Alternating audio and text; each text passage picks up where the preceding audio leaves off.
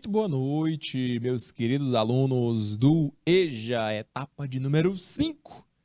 E aí, galerinha, fizemos o intervalo, como eu já falei, o intervalo bem rápido, é só mesmo o tempo de você beber uma água, esticar um pouquinho assim as costas, trocar um pouco de posição e retornar para o encontro de hoje, hein, galera? A gente estava falando na primeira parte da aula sobre uma carta. No segundo texto de hoje, a gente vai trabalhar com algo bem próximo, com algo bem parecido. Vocês vão perceber as semelhanças, tá bom? E aí, a partir disso, é claro, a gente vai desenvolver algumas questões, tá bom? Mas é importante, mais uma vez, que você perceba as características em comum dentre os textos, tá ok, gente? É importante demais, porque isso vai servir na hora de interpretar os textos. Já é aquilo que você espera, a sua expectativa para o texto. E aí, quando você encontrar aquilo que você esperava, ótimo, você já conseguiu, mesmo sem ter o conhecimento linguístico. Às vezes você nem sabe daquela palavra, daquela expressão, mas você mata a questão por causa disso. Tá bom? Você mata a questão por causa disso. Às vezes, não, às vezes tem que ter um conhecimento mais profundo e tudo mais. Mas, de novo, saber das características comuns de alguns gêneros textuais é importantíssimo, porque vai compensar alguma dificuldade que você tenha. Seja uma dificuldade gramatical, seja uma dificuldade, por exemplo, de vocabulário, seja uma dificuldade de contextualização. Esse conhecimento sobre o gênero textual vai te ajudar. Tá bom? Então fique ligadinho nisso, que agora a gente vai começar o nosso segundo texto. Observa só. Vamos que vamos, hein, gente? Olha só. Aprenda fazendo. Colocar a mão na massa. Olha aí nosso cérebrozinho segurando os pesos. Vamos exercitar o nosso cérebro. Vamos exercitar a nossa mente. É importante. Vamos lá então. Olha só, galera. Esse é o nosso segundo texto para o encontro de hoje. Perceba que esse nosso texto ele é um pouco menor, ele é um pouco mais compacto, mas ao mesmo tempo, esse nosso segundo texto, ele traz informação visual. Esse nosso texto, ele também traz informação verbal e observa a estrutura. Observe o contexto, observe as cores, observe o formato, observe o design, observe o layout. Perceba toda a informação do seu texto. Galerinha, para esse texto, eu também vou dar 2 minutinhos para vocês fazerem a leitura.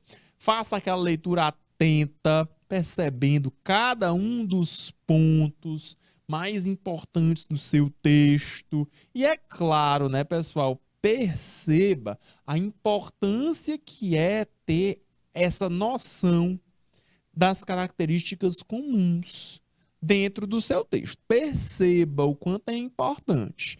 Tudo bem? Então, galerinha, vocês têm 2 minutos para fazer a leitura. Por gentileza, durante a leitura, observem quais características são comuns entre esse texto e o texto anterior que a gente já discutiu no encontro de hoje. Esse texto e o texto que a gente viu agora há pouco. Observe quais características são comuns aos dois textos. Para a realização da leitura, vocês terão 2 minutos. Boa leitura para vocês. 2 minutos na tela.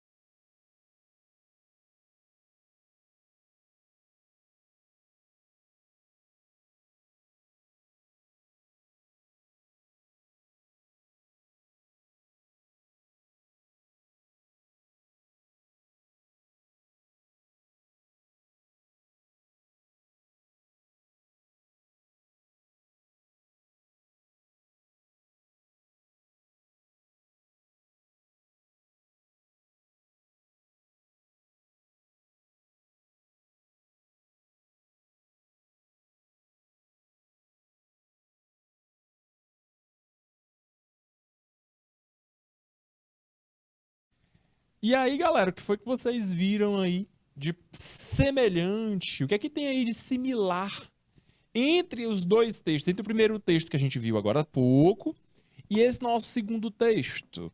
Pessoal, o que há de semelhante nesses dois é que os dois textos são cartas, pessoal. Esse é mais um exemplo de letter. É mais um exemplo de carta, galerinha. E aí, olha só, é importante que você perceba que essa carta também, olha só, também vai ter as características da outra. Galera, tanto faz que carta é. Se é uma carta em português, se é uma carta em inglês, se a carta tá falando sobre uma pessoa que está hospitalizada, ou se a carta fala sobre Londres. Olha aí, ó. London, olha aí, ó. Londres. Ah, professor, então o que eu vou me ater, o que eu vai importar para mim vai ser as características da carta, justamente. Lembrando que o gênero carta possui duas tipologias textuais. O gênero carta tanto é texto narrativo, isto é, te conta uma história, te conta uma sequência de eventos, quanto uma carta também é texto descritivo.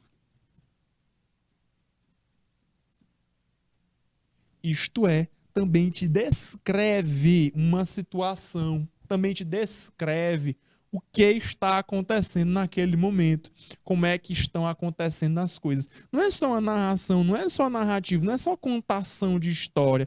Também, além de contar, vai te dar os detalhes, vai te dar as características, vai te mostrar o porquê das coisas. E isso é muito importante, é claro. Então vamos lá para nossa leitura. Observa aí, ó, que logo no início, logo de cara, no nosso texto aparece aí, ó, Dear Grandma. Aí, professor, de novo esse dear. Dear é querido, querida. Querido ou querida. Perceba. Eu tô mandando a carta, olha aí, ó, pra grandma. Tô mandando a carta pra minha avó. Então, logo de cara, é característica chave do nosso texto carta ter sempre de cara, olha só, o nosso receptor. Quem está recebendo a nossa mensagem. Para quem a mensagem foi enviada? Professor, mas aí é muito inespecífico. É a avó. Quem é a vovó de quem? A avó de quem enviou a carta, do emissor. Quem é o emissor dessa carta? Vai lá pro final. Vai lá pro final. Olha aí no final. Eu tenho, olha só, a Lucy. Ah, professor. Quem é o emissor da minha mensagem? Quem a enviou foi a Lucy. Ela é a minha emissora. A emissora da mensagem. Quem emitiu, quem enviou a mensagem. Então, olha só, é importante então que você perceba isso. Professor, lá no outro texto. Na outra carta que a gente viu, tinha juntamente, olha só, do nome da pessoa que ia receber a carta, do receptor, juntinho, tinha também, olha só, a data. Nesse nosso segundo exemplo, não tem data. Perceba, não tem a data. Em compensação, lá no outro não tinha o formato. Você consegue perceber o formato de carta? Consiga perceber, perceba, olha só, que além de ser uma carta, ele tem todo o design de uma carta. Tem aí, olha só, um cartãozinho postal lá de Londres, com as cores, olha só, com as cores da bandeira da Inglaterra, olha só, tá aí do Reino Unido, tá aí o vermelho, o branco, o azul. Perceba, olha só, o espaçozinho lá em cima, o espaço pontilhado, para você colocar, olha só, o stamp. Para você colocar o selo, as cartas precisam ter um selo dos correios oficiais, é importante. E também, olha só, é importante você perceber o endereço. Ah, professor, então tá aí. Se eu envio uma carta para minha avó, eu não sei quem é que vai receber essa carta. A pessoa precisa de ter mais informação. Então, aqui, olha só, Mrs. Jones é ela quem vai receber. Ela é a avó, ela é a receptora, ela é que é a avó. Ah, tá. E aqui, ó. 24 New Street, Cardiff, CF14SC. Tudo que é isso aqui, gente, isso aqui é o nosso address. Address. Aqui é o nosso endereço, gente. Endereço. Ah, professor, então é sempre importante em uma carta, já que você vai colocar ela nos correios e tudo mais, colocar o endereço. E é claro, junto no endereço também colocar quem é que vai receber, né? Não dá para colocar quem vai receber. Ah, quem vai receber é a minha avó. Eu não sei quem é a avó. Qual é o nome dessa pessoa? Qual é o endereço dessa pessoa? Qual é o código postal dessa pessoa? Ah, aí fica mais fácil. Aí sim essa mensagem vai ser entregue direitinho. Mas vamos lá, olha só, perceba que o nosso texto é dividido em chamativo, chamamento, vocativo. Em seguida eu tenho uma breve introdução, eu tenho uma intro. Logo depois eu tenho o meu desenvolvimento, que em inglês a gente chama de body. Esse é o meu corpo do texto, ou desenvolvimento. E por fim eu tenho uma conclusão. A conclusão, gente, costuma ser uma despedida. See you soon. Vejo você em breve. Te vejo depois. E aí a pessoa assina com amor, Lucy. Coloca aí um XX para fazer aí uma carinha. Olha só, então vamos parte por parte. A primeira delas, que é o nosso vocativo, o nosso chamamento, já foi. Querida vovó, vírgula, para poder separar do restante do texto. I'm on holiday in London. Cuidado. Expressão chave aqui, ó. Holiday. Professor, o que é holiday? Gente, holiday tem duas possibilidades. No inglês americano, holidays é um feriado. Beleza, gente? No inglês americano é um feriado, mas cuidado novamente. Por que você tem que ter cuidado com essa palavra? Porque no inglês britânico, esse holiday não vai ser feriado, mas sim férias. Professor, e que diferença é essa entre inglês americano e inglês britânico? Pois é, gente, é muito diferente, tá ok? Pense, por exemplo, na relação entre o português brasileiro e o português europeu, o português de Portugal. São coisas diferentes, pessoal. Tem traços diferentes. Por quê? Porque língua é cultura. Língua é extrato da cultura, é feita a partir da cultura. Então você consegue perceber que a cultura brasileira é diferente da cultura portuguesa. Da mesma forma, gente, é Londres, é o Reino Unido, esse sotaque, esse modo de língua, esse código mais voltado para o britânico, esse inglês falado na Grã-Bretanha, e o inglês americano são coisas completamente diferentes. O professor é a mesma língua, os dois são inglês. Pois é, mas vira e mexe, elas vão compartilhar de semelhanças e também vão compartilhar de diferenças, tá bom? Então esteja ligado. Esse aí é um exemplo, olha só, de variação linguística. Tenho certeza que vocês já devem ter estudado alguma coisa a respeito. Variação linguística, no caso aqui, olha só, houve uma variação entre dois lugares diferentes, aquela variação diatópica, tá bom, gente? Aquela variação que muda de um lugar para outro. E aí, olha só, você pode perceber isso até no nosso próprio país, no próprio Brasil. Perceba que no Brasil, você pode perceber pessoas falando diferentes. Olha só, pessoa que fala aqui onde eu estou falando, no Piauí, aqui em Teresina, de onde eu falo, a pessoa fala de uma maneira. Quando a pessoa vai, por exemplo, viaja para São Paulo, já percebe pessoas falando de maneira diferente. Se você viaja, por exemplo, para Belém, no Pará, você percebe as pessoas falando de maneira diferente também. Em Pernambuco, também há uma diferenciação. Professor, e por que é diferente? Porque a língua ela está viva. E a língua estando viva, vão sempre aparecer semelhanças e diferenças. Tá ok, gente? E essas diferenças a gente chama de variação. Vai depender do contexto, vai depender da cultura, vai depender da história e tudo mais. Para o nosso exemplo, você vê aí, olha só a palavra holiday. Holiday é feriado. Nesse caso aqui, gente, a ideia de holiday no inglês britânico, a gente vai ter a ideia de férias. E é essa tradução, acredito eu, que seja mais adequada. Por quê, professor? Porque tudo aí a gente está se referindo, olha só, a Londres, a inglês britânico. E outra, a expressão que vem ao lado, olha só, o suporte dela, a preposição de suporte, é o on. Esse on vai dizer um processo. Leva certo tempo para ser dessa maneira. Então, olha só, on holiday, está em processo de feriado? Não, né? De férias, né? É um longo tempo. Só vai passar algum tempo daquela maneira, daquela forma. No caso aí, olha só, I'm on holiday, eu estou de férias. E a pessoa resolveu viajar nas férias para Londres. There are lots of things to see and do. Observe aí a expressão there are. Professor, o que significa esse there are? Esse there are, pessoal, é o verbo haver, no sentido de existir. Esse aqui, olha só, é o a. Existe. Ah, professor, então tem muitas coisas para ver, para fazer. Professor, aí em português, a gente costuma dizer assim, ó, tem umas coisas para fazer, tem coisas para ver. Tem.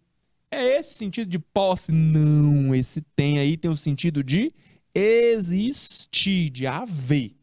Da mesma forma, em inglês, a gente usa esse there is, ou no caso aí o there are, porque estou trabalhando com o plural. Algumas aulas atrás a gente viu o verbo to be no plural. Qual é ele? Are, tá bom? Esse é o verbo to be no plural. Are. Então, esse there are é o verbo haver trabalhando com plural. Show de bola?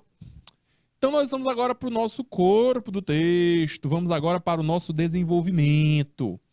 On Monday, eita, professor, começou aí, ó, com letra maiúscula, Monday, que diferente.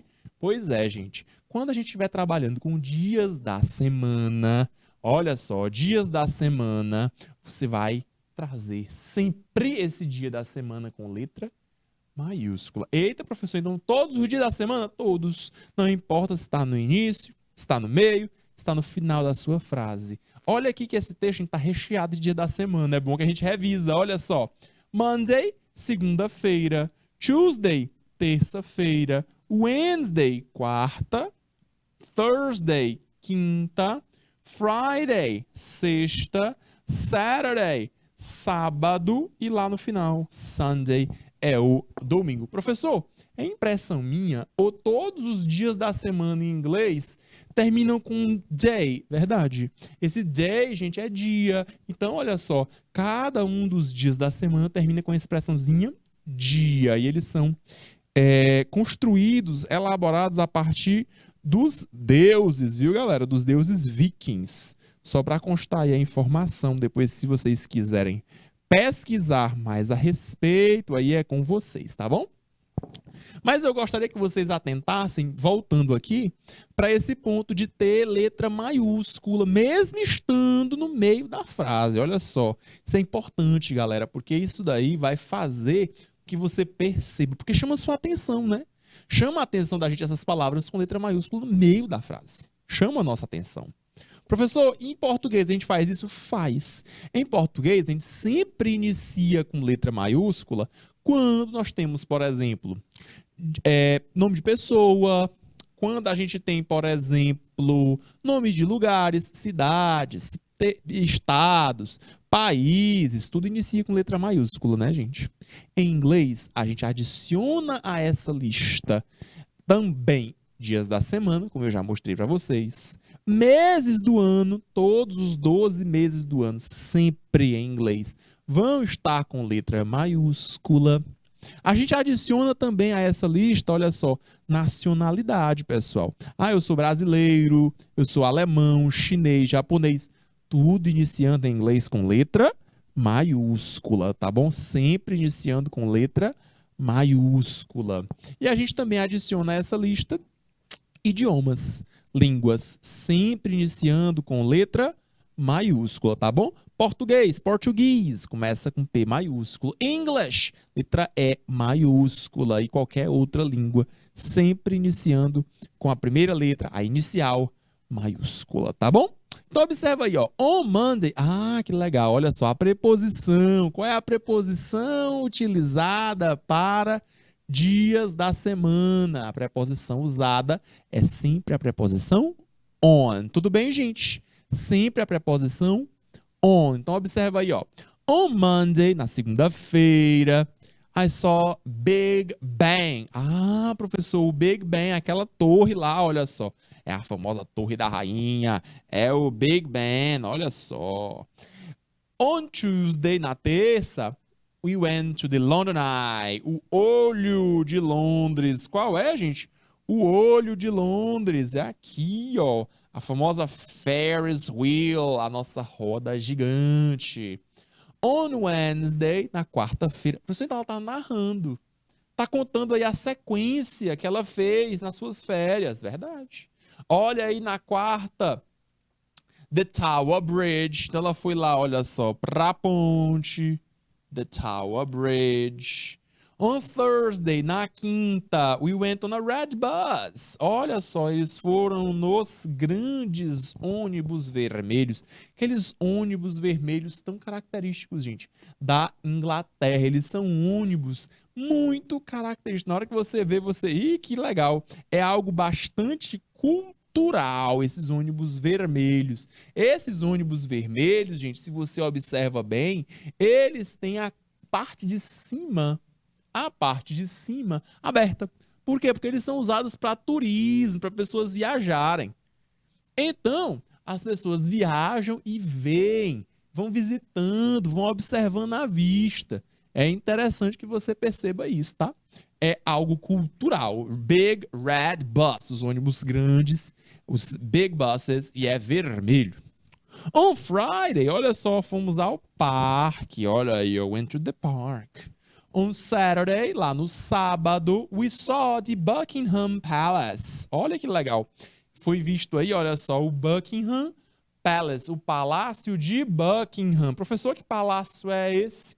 Esse é o palácio onde vive a rainha, onde vivia a rainha, né, gente? Soubemos aí ontem do falecimento da rainha da Inglaterra, lá para mais dos 90 anos, né, gente? E aí é interessante perceber também esse fato. Onde é que eles moram, professor? A família real inglesa, lá no Palácio de Buckingham, Buckingham Palace, tá bom, gente? E aí é interessante, por quê? Porque é algo altamente lotado de turistas, completamente lotado, porque é algo turístico, é um ponto turístico. But, opa, expressão interessante, hein? But, esse but, galerinha, esse but é o nosso famoso mas, tá bom, gente? É o mais oposição de ideias. Se você estava falando uma coisa, agora você vai falar o oposto, o contrário. Perceba, foram ao Palácio de Buckingham e não viram a rainha. We didn't see the Queen. Olha só. Foi ao Palácio de Buckingham e não viu a rainha. Então, mas nós não vimos oposição de ideias, porque você espera, quando a pessoa diz isso, aí a gente viu a rainha, né? Não, não foi visto. Today, já hoje é domingo. It's time to go home. Tá na hora de ir pra casa. Olha só. Então, gente, ela passou os 7 dias, ela passou uma semana completa, né? A Lucy passou aí 7 dias, passou uma semaninha fechada lá em Londres. Deu pra ver muita coisa, hein? Viu aí o London Eye, viu aí o Big Ben, foi lá no Palácio de Buckingham. Muito legal, né, gente? E aí esses pontos turísticos quando você faz uma viagem. Então, esse foi o nosso desenvolvimento do texto, nosso body, o nosso desenvolvimento do texto. Perceba que o texto conta realmente a sequência, então ele é um texto narrativo, e perceba também que ele descreve, também é um texto descritivo, descreveu a viagem, como foi, qual dia foi feito, qual atividade e tudo mais, tá bom? Então perceba que isso aconteceu. Outra característica, gente, que é importante na carta, já que a carta tá falando aí, olha só, das atividades que foram desenvolvidas, é legal que você perceba os verbos e, professor, verdade. Vou circular os verbos para vocês. Vou até mudar aqui a cor do pincel, que aí vocês observam melhor, olha só. Vou colocar ele aqui em azul. Observa bem. Saw, went, saw de novo, went de novo, went mais uma vez, saw de novo, didn't see, olha aí, ó, na negativa, is, agora no presente, it is, de novo no presente, e o go aqui também no presente. Professor, o que é que você quer me dizer com isso? O texto se encontra predominantemente no passado. Professor, só no finalzinho aí está no presente, não é verdade? Só o finalzinho aqui que está no presente. Por quê? Porque o presente é o domingo, é quando ela escreveu, ó, today is Sunday, hoje é domingo. Se a pessoa está falando do dia de hoje, então é claro que vai estar falando no presente. Mas até então, gente, estava tudo no passado, né? Estava tudo no passado. Por que estava no passado? Porque são ações que já aconteceram. São ações que já tiveram o seu momento, já aconteceram, já foi. E dessa maneira não tem mais por que ficar falando sobre elas, senão no passado. Tem que ir para o passado, não tem jeito. Então nós vimos, nós fomos, nós não vimos a rainha. E no presente nós temos que ir para casa. Está na hora, it's time. Está na hora de ir para casa. E a despedida, né, gente? O see you soon, aquela expressão já pronta, né? Te vejo depois, vejo você mais tarde, com amor, Lucy, que é nossa emissora. Foi ela quem enviou a nossa carta. Com isso, gente, a gente analisa o nosso texto. Tudo tranquilo? Tudo favorável, gente? Deu para analisar direitinho? Tem alguma dúvida? Professor, estou com dúvida aí. Pergunta. Se tiver com dúvida, não deixe de perguntar. Sempre importante. Estou aqui para ajudar. Tenho certeza que todos os professores aqui do canal Educação respondem as dúvidas. Pergunte. Se tiver com dúvida, não fique acanhado, não fique com vergonha. Pergunte. A gente aprende assim, galera. A aprendizagem é isso. É perguntando, é respondendo, é fazendo atividade, é acertando, é errando. Toda forma a gente aprende. Vamos então, olha só, para a nossa questão de número 1. Professor, a questão 1 ela já vem, olha só, contextualizada. Assim é que é legal, né, gente? Professor, eu esqueci o que é palavra cognata. Não tem problema. Você esqueceu a própria questão, o próprio enunciado do seu texto, da sua questão, te responde. Isso não é problema. Observa aí como o enunciado vai te responder. O enunciado diz assim: são palavras cognatas, são palavras da língua estrangeira que são semelhantes. Isto é, são palavras parecidas, seja na escrita e no significado. Gente, se você encontrar palavras que são semelhantes na escrita e tem o significado correlacionado, não tenha medo. Essa é a expressão, a palavra que a gente chama de palavra cognata. Elas são transparentes, pessoal. Na hora que você olhar, você já vai ter noção de que é aquela palavra, qual é o significado daquela expressão. Então, fique muito atento a estas palavras cognatas. Por quê, professor? Porque elas vão certamente ajudar você na hora de interpretar o texto. Então, a pergunta começa: é exemplo de palavra cognata? Vamos ver? Exemplo de palavra cognata. Letra A diz que exemplo é a palavra grandma. Letra B diz que o exemplo é a palavra holiday. Letra C diz que o exemplo é a palavra bus. Letra D não, já diz que o exemplo é a palavra park. E a letra E diz que é home. Vamos traduzir cada uma delas? A partir da tradução a gente percebe se o significado ele é correspondente ou não. Letra A diz que é grandma. Gente, grandma significa avó. Vovó. Pessoal. Parece alguma coisa? Grandma. Avó. Grandma. Vovó. Não, né? Não tem semelhança alguma. Se não se parece, você não marca. Não é palavra cognata. Professor, e a letra B, holiday. Olha só que interessante, hein? A palavra holiday, vou fazer aqui um adendo, ó.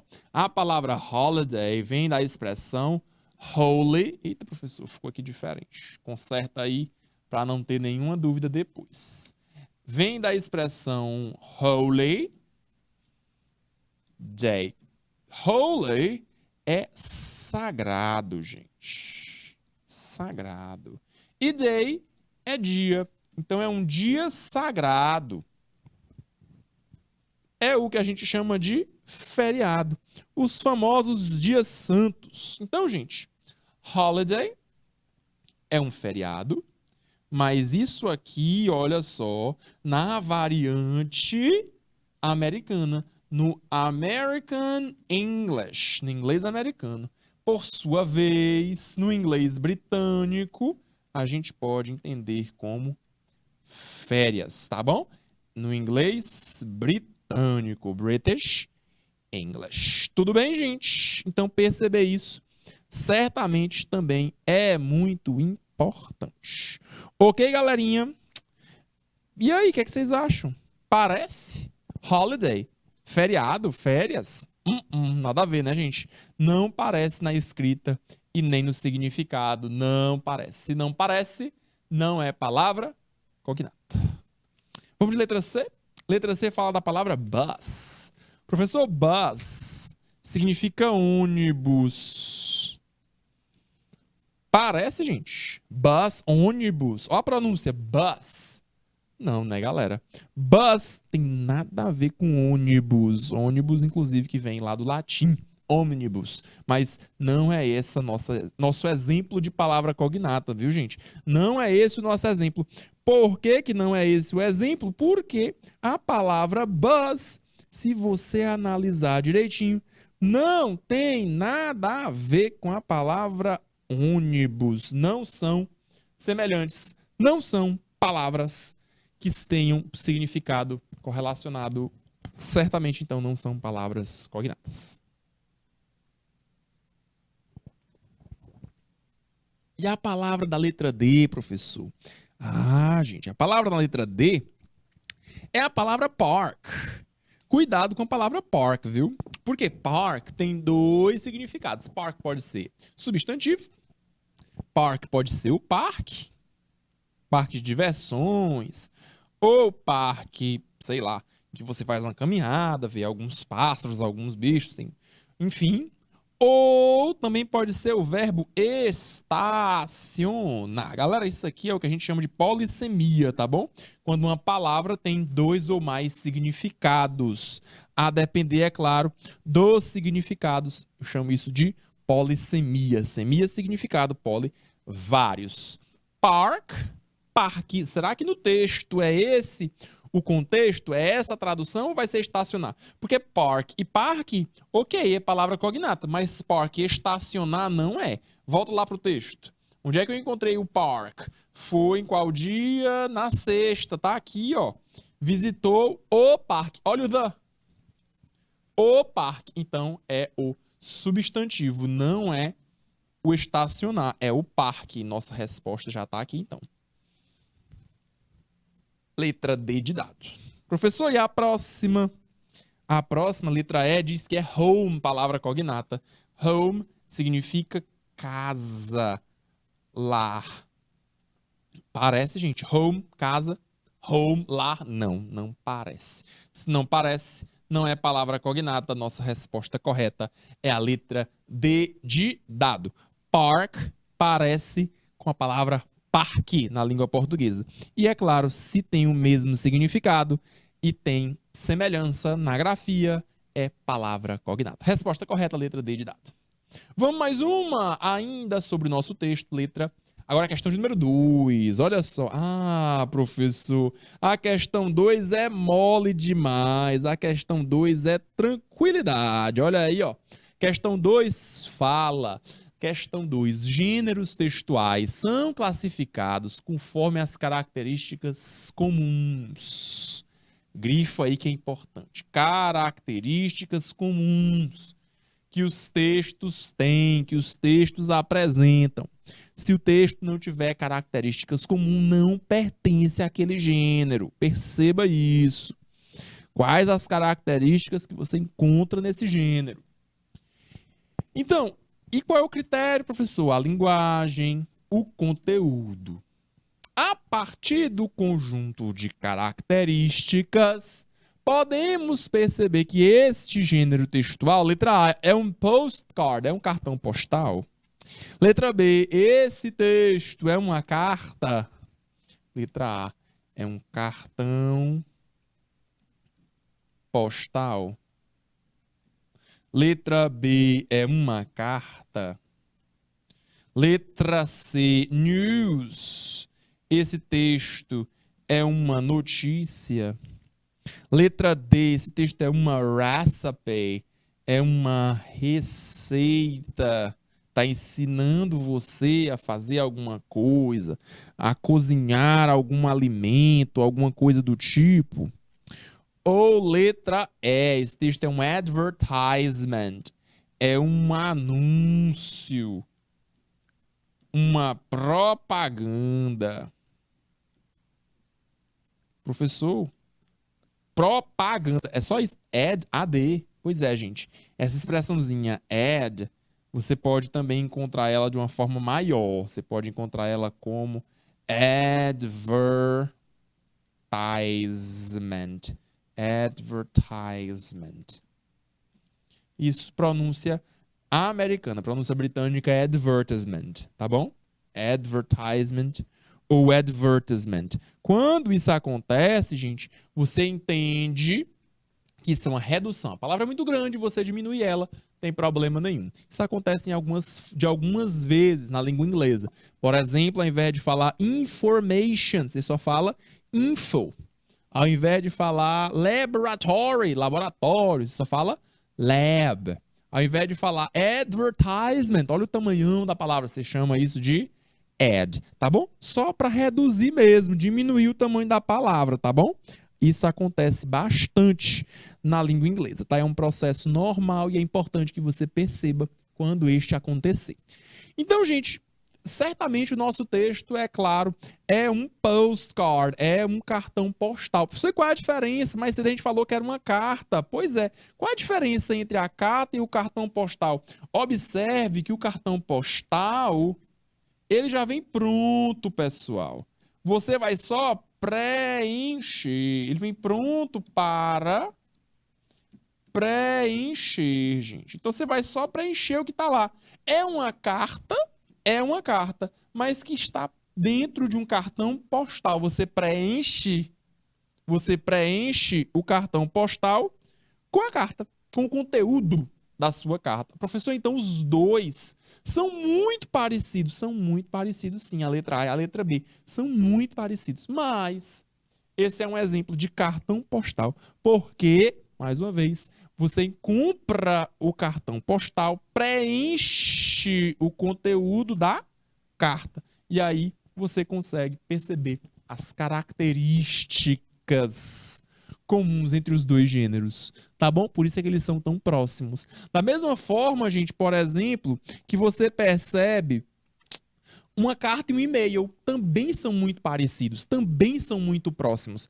Por quê? Porque a diferença é que um deles, no caso, o e-mail, é digital e a carta não. A carta ela é escrita à mão, então é essa a diferença. Mas, no final das contas, a linguagem, o conteúdo, até as características mesmo que você vai percebendo, são muito parecidas, gente. São muito parecidas. Então, a partir disso, você consegue notar, consegue perceber as semelhanças, as características comuns, mesmo sendo gêneros textuais diferentes, ok? Dá tempo de fazer mais uma questão? Dá sim, tem 3 minutos ainda. Tempo suficiente para a gente responder mais uma. Questão número 3, olha só. Perguntando, utilizando aquele mesmo enunciado da questão anterior, falando sobre a organização do texto e a sua relação do gênero textual com a alternativa que contém seu uso.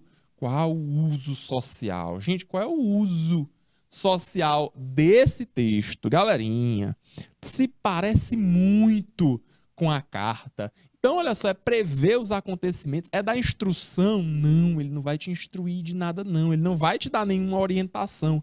Não é para isso que serve esse gênero textual. Não é para isso que você utiliza as cartas nem os cartões postais. Letra B, é utilizado por viajantes. Opa, cartão postal é usado por viajantes que desejam enviar notícias. Opa! Enviar notícias sobre os lugares que eles visitam aos seus parentes e amigos. Para quem foi que foi enviado esse texto, gente? Não foi para grandma? Não foi para a avó? Tá aí, pessoal. O texto foi enviado para a avó. Por isso é que a gente tem a letra B como nossa resposta correta. Professor, e é só marcar assim? A gente não dá para dar uma olhada em outras? Vamos olhar as outras, vamos olhar. Mas logo de cara eu já digo para vocês que a nossa resposta correta é a letra B de bola. Letra C fala em promover um produto. Produto?